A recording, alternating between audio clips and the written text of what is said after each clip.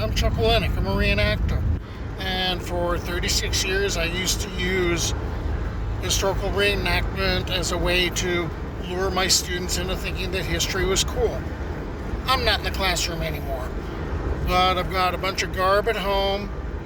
It's garb, not costumes. And I've still got a passion for history, and I love talking about it. And now I get to go exploring different parts of history that I wasn't really allowed to in my curriculum. So I'm currently going up and down California and exploring California history and telling the tales of these various places and individuals, and I'm doing it in garb.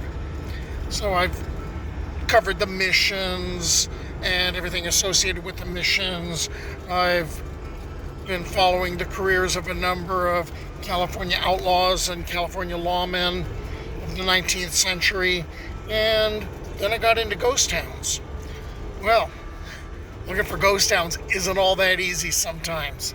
My plan, since I'm coming back from our reenactment in Arizona, my plan was to just travel along old Route 66 and hit some of the ghost towns.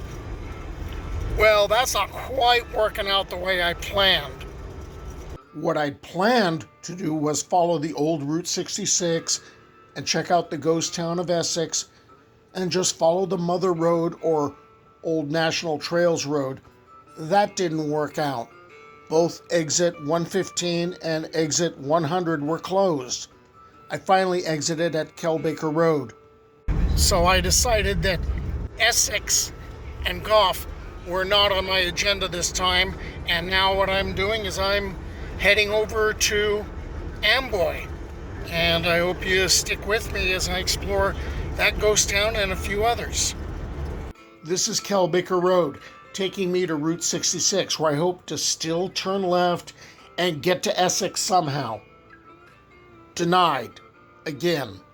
Amboy is an unincorporated community in California's Mojave Desert, west of Needles, east of Ludlow, on historic Route 66.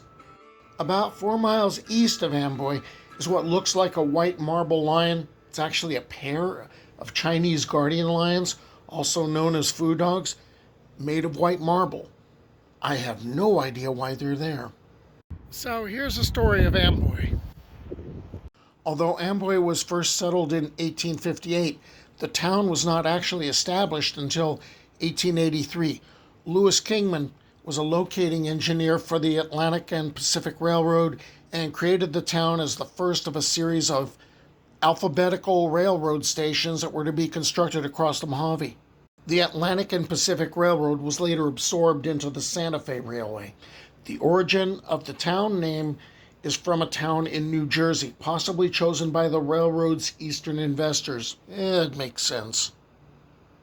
The town is south of the Granite Mountains, Providence Mountains, and the Mojave National Preserve. 29 Palms is roughly 60 miles to the southwest. To the southeast are the Bullion Mountains. 2.5 miles away is the landmark Amboy Crater. The crater is a dormant cinder cone volcano, 250 feet tall, estimated to be about 79,000 years old.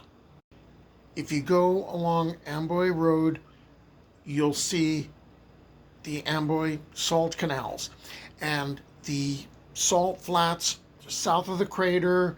They're actually a part of Bristol Dry Lake. Okay, so there's the setting for the town of Amboy.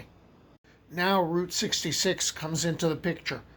Following the course of the railroad and the National Old Trails Highway, Route 66 was opened in 1926, facilitating westward migration and tourism, and Amboy's significance grew with the heavy traffic along the Mother Road as flivvers and Dust Bowl immigrants, soldiers, and vacationers made their way through the Mojave Desert.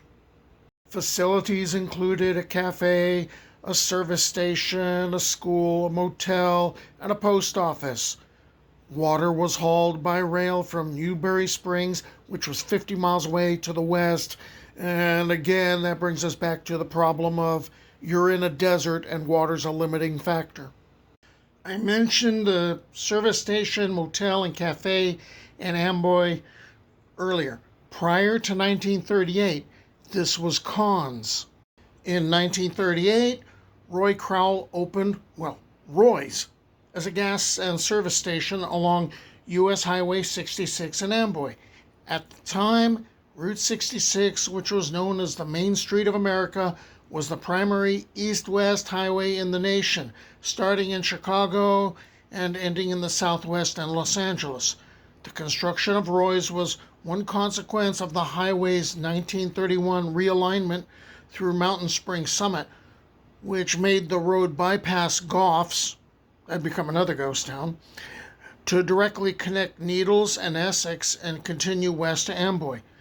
The increase in business was not only tied to the motorists and tourists, but also to the Santa Fe Railway, over which freight trains still run today between Kingman, Arizona, and the BNSF Railway Barstow, California yard. Located in the middle of nowhere, Roy's became a quintessential stop for travelers on Route 66, thanks to Roy Crowell and his son-in-law, Herman Burris, who was better known as Buster. In the 1940s, when the town's population increased to 65, the two expanded the business to include a cafe, an auto repair garage, and an auto court of small cabins for overnight rental by Route 66 travelers. Buster himself created the town's infrastructure almost single-handedly, some of which remains semi-functioning even now. He brought power to Amboy and Roy's from Barstow by erecting his own poles and wires along Route 66 using an old Studebaker pickup truck. Roy's Motel and Cafe not only provided gasoline, food, and lodging, but was noted for its googie retro-future architecture added to one of the original buildings, right? That Jetsons-looking building. And its sign, 1959 edition. The iconic Roy's sign is a symbol of the Route 66 era. By this point, the population was around 700. The original route along Route 66 from Needles to Barstow was a journey of 153 miles, and Amboy, and especially Roy's Cafe, were a welcome stop. However, in 1973, construction of Interstate 40 shortened that trip to 144 miles. Those 9 miles were critical to towns like Essex, Baghdad, Siberia, and Klondike, and they faded away or had their populations dwindle. It led to a decline in traffic and business in Amboy. Buster Barris, who later owned Roy's and the surrounding town, ran the town until 1995. The town continued to wither, and the attraction to Amboy was that it was becoming a ghost town. Part of the 1986 film The Hitcher with Rutger Hauer was filmed in Amboy. In 1993, Huell Hauser visited Amboy during episode 410 of California's Gold as part of his ongoing series of visiting interesting places in California. But the population's just going to continue to drop. The former Amboy school, adjacent to Roy's, closed in 1999. Hey, no kids, no school. The town's later owners, Walt Wilson and Timothy White, they wanted Amboy to look weathered and unrestored, and they wanted to maintain Amboy that way for its use as a motion picture film site, since that was already starting to happen. We now jump to 2007, and this is going to be a brutal 18 years for the town. Amboy reportedly had a total of 10 surviving buildings in 2007 and a population of far fewer than the advertised 20, which, according to the Los Angeles Times and someone who later spoke in a documentary, said that there was only 4 people living there. They were all men.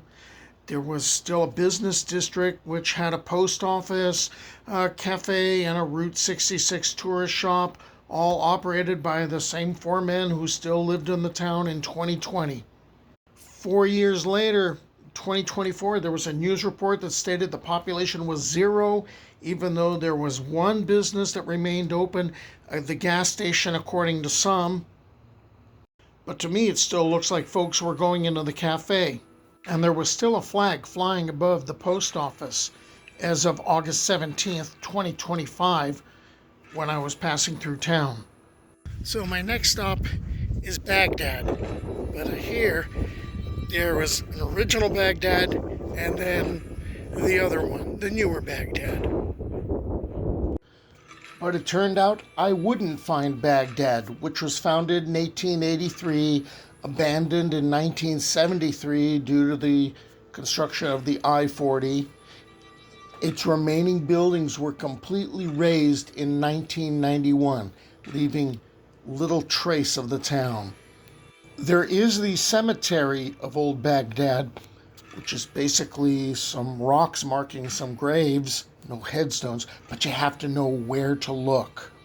Nor would I find Siberia, which was further west along the road because all traces of the water stop and rail siding were removed in 2001. Klondike had also vanished without a trace. Looks like I missed it.